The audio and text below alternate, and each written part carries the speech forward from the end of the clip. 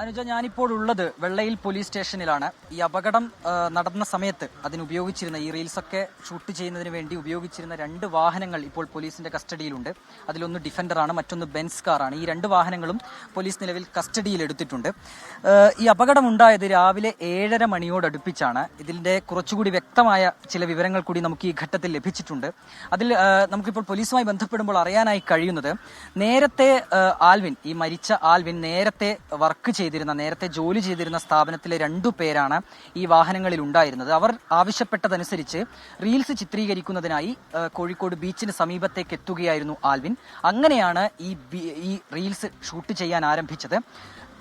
ഈ വെള്ളയിൽ പോലീസ് സ്റ്റേഷന്റെ മുൻവശത്തുള്ള റോഡ് നമുക്ക് ദൃശ്യങ്ങളിൽ കാണാം. ഈ റോഡിൽ വെച്ചായിരുന്നു റീൽസ് എടുക്കുന്നുണ്ടായിരുന്നത്. ഈ 2 വാഹനങ്ങൾ ഞാൻ നേരത്തെ സൂചിപ്പിച്ചതുപോലെ തന്നെ ഈ ഡിഫൻഡറും ബെൻസും ഉപയോഗിച്ച് റീൽ ഷൂട്ട് ചെയ്യുകയാണ്. സമാന്തരമായി ഈ വാഹനങ്ങൾ ഓടിക്കുകയും അതിനെ തുടർന്ന് ഒരു വശത്തിരുന്ന് ഈ ആൽവിൻ അത് മൊബൈലിൽ ഷൂട്ട് ചെയ്യുകയുമായിരുന്നു. അതിനിടയിൽ ആൽവിന്റെ ദേഹത്തേക്ക് ഈ ദൃശ്യങ്ങളിൽ കാണുന്ന ഡിഫൻഡർ കാർ നിയന്ത്രണം വിട്ട് പാഞ്ഞു കയറുകയാണ്. ഇടിയുടെ ആഘാതത്തിൽ ആൽവിൻ മുകളിലേക്ക് തെറിച്ചു പോയെന്നും തുടർന്ന് വാഹനം മുന്നോട്ട് കടന്നുപോയതിനു ശേഷമാണ് ആൽവിൻ നിലത്തേക്ക് പതിക്കുന്നത് എന്നുള്ള കാര്യം കൂടി നിലവിൽ പോലീസുമായി ബന്ധപ്പെടുമ്പോൾ നമ്മൾക്ക് മനസ്സിലാകുന്നുണ്ട്. പോലീസിന്റെ കൈവശം ഈ അപകടത്തിന്റെ CCTV ദൃശ്യങ്ങളുണ്ട്. ആ CCTV ദൃശ്യങ്ങൾ പരിശോധിച്ച ശേഷം പോലീസ് നമ്മളുമായി പങ്കുവെക്കുന്ന വിവരങ്ങളാണിവ. ഏതായാലും ആ ഒരു അപകടത്തിൽ വളരെ ഗുരുതരമായി തന്നെ ആൽവിന് പരിക്ക് പറ്റി. തുടർന്ന് ഈ വാഹനങ്ങളിൽ ഉണ്ടായിരുന്ന, ഈ റീൽസ് ചിത്രീകരിക്കുന്നതിന് വേണ്ടി ഉപയോഗിച്ചിരുന്ന 2 വാഹനങ്ങളിൽ ഉണ്ടായിരുന്ന 2 പേർ ചേർന്ന് തന്നെയാണ് ആൽവിനെ ബേബി മെമ്മോറിയൽ ആശുപത്രിയിലേക്ക് എത്തിക്കുന്നത്. ഏതാണ്ട് അപകടമുണ്ടായി ആ സമയത്ത് തന്നെ ആൽവിനെ ആശുപത്രിയിലേക്ക് എത്തിക്കുന്നുണ്ട്. പക്ഷേ ഗുരുതരമായി ആൽവിന് പരിക്ക് പറ്റിയിരുന്നു. 11 മണിയോടടുപ്പിച്ചാണ് ആൽവിന്റെ മരണം സ്ഥിരീകരിക്കുകയും ചെയ്യുന്നത്. വടകര കടമേരി സ്വദേശിയാണ് ആൽവിൻ. അവിടെ നിന്ന് ഈ റീൽസ് ഷൂട്ട് ചെയ്യുന്നതിന്റെ ഭാഗമായാണ് ആൽവിൻ കോഴിക്കോട് ബീച്ചിന് സമീപത്തേക്ക് എത്തുന്നത്. അങ്ങനെയാണ് ഈ അപകടം ഉണ്ടാവുകയും ചെയ്തത്. ഏതായാലും വളരെ ദാരുണമായ ഒരു സംഭവം. നേരത്തെ മിഥില ബാലൻ കൂടിയുണ്ട്. മിഥില, സാധാരണ റീൽസ് ചിത്രീകരിക്കുന്നതിനിടെയുള്ള ഇത്തരം അപകടങ്ങൾ നമ്മൾ കേട്ടിട്ടുണ്ട്. പക്ഷേ ഇതൊരു വ്യത്യാസമുള്ളതൊരു ജോലിയുമായി ബന്ധപ്പെട്ട പ്രൊമോഷൻ ഷൂട്ടിനിടെയായിരുന്നു എന്നുള്ളത് തന്നെയാണ്. വളരെ നിർഭാഗ്യകരമാണ്. ഇൻക്വസ്റ്റ് നടപടികൾ പൂർത്തിയായിട്ടുണ്ട്. നാളെ പോസ്റ്റ്മോർട്ടം, അങ്ങനെ മറ്റ് വിശദാംശങ്ങൾ എന്തൊക്കെയാണ്?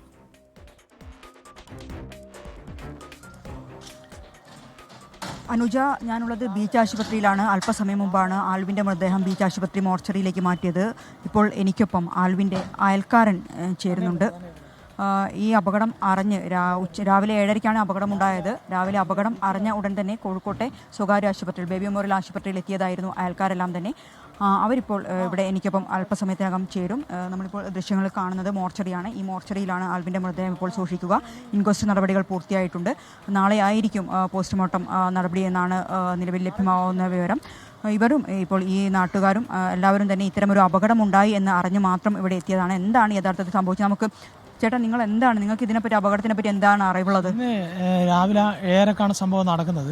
അപ്പോൾ ഞായറാഴ്ച 9 മണിക്കാണ് അച്ഛനെ വിളിച്ചു പറഞ്ഞാണ്. അപ്പോൾ അങ്ങനെ ബന്ധുക്കളും അച്ഛനും അമ്മയും ഞങ്ങളാണ് എന്ത് ചെയ്തത്, പിന്നെ ബേബി മെമ്മോറിയൽ ഹോസ്പിറ്റലിൽ അഡ്മിറ്റാന്ന് പറഞ്ഞാൽ അവിടെ വന്നാണ്. ഇവിടെ ഏകദേശം എന്ന് വെച്ചാൽ ഈ പ്രൊമോഷന് വേണ്ടിയിട്ട്, കമ്പനികളുടെ പ്രൊമോഷന് വേണ്ടിയിട്ട് വീഡിയോ തയ്യാറാക്കുന്ന ഒരു പരിപാടി. അത് മൂപ്പർക്ക് 2 വർഷം മുമ്പ് ഒരു കിഡ്നി ഫെയിലായിട്ടൊരു ഓപ്പറേഷൻ കഴിഞ്ഞാണ്. അപ്പം കുറച്ച് വിദേശത്തേനും ഇവിടെ 6 മാസം ചെക്കിങ്ങിന് വേണ്ടിയിട്ട് വന്നതാണ്. അതിനിടയിൽ കോഴിക്കോട് ഇങ്ങനെയുള്ള ചെറിയ കമ്പനീൻ്റെ ഈ വീഡിയോ ഇങ്ങനെയൊക്കെ പ്രൊമോഷൻ ചെയ്യുന്നതാണ്. അങ്ങനെ ചെയ്യുന്ന സമയത്താണ് ആ ചെയ്യുന്ന വണ്ടി തന്നെയാണ് എന്ത് ചെയ്യുന്നത്, ഇടിക്കുന്നത്. അതിൽ എത്രത്തോളം എന്താണെന്നുള്ളത് നമുക്ക് ഈ ഒരു സാഹചര്യത്തിൽ നമുക്ക് അതിൻ്റെ പേരിൽ പോയിട്ടില്ല. പക്ഷെ എന്ത് തന്നെയാലും ഇങ്ങനെയാണ് സംഭവം നടന്നത്. ഒരു ദാരുണമായൊരു സംഭവമാണ്. ഒറ്റ മകനാണ്. ഒരു വല്ലാത്തൊരവസ്ഥയിലാണ് ഫാമിലിയൊക്കെ ഉള്ളത്. തീർച്ചയായും ഒറ്റ മകനാണ്. ഇത്തരത്തിലാണ് ഒരു ജോലിയുടെ ഭാഗമായി, പ്രൊമോഷൻ വർക്കിൻ്റെ ഭാഗമായി വീഡിയോ ചിത്രീകരിക്കുന്നതിനിടയിലാണ് ആൽവിന് ഇത്തരത്തിലുള്ള ഒരു അപകടമുണ്ടാവുകയും മരണം സംഭവിക്കുകയും ചെയ്തത്. അനുജ, അതാണ്, വിദേശത്ത് ജോലി ചെയ്തുകൊണ്ടിരിക്കെ ഒരു പരിശോധനയുടെ ഭാഗമായി കേരളത്തിലേക്ക് എത്തുകയായിരുന്നു. അതിനിടെയാണ് ഇപ്പോൾ ഈ ജോലിക്കിടെ ഇങ്ങനെ ഒരു മരണം ആൽവിന് സംഭവിച്ചത്.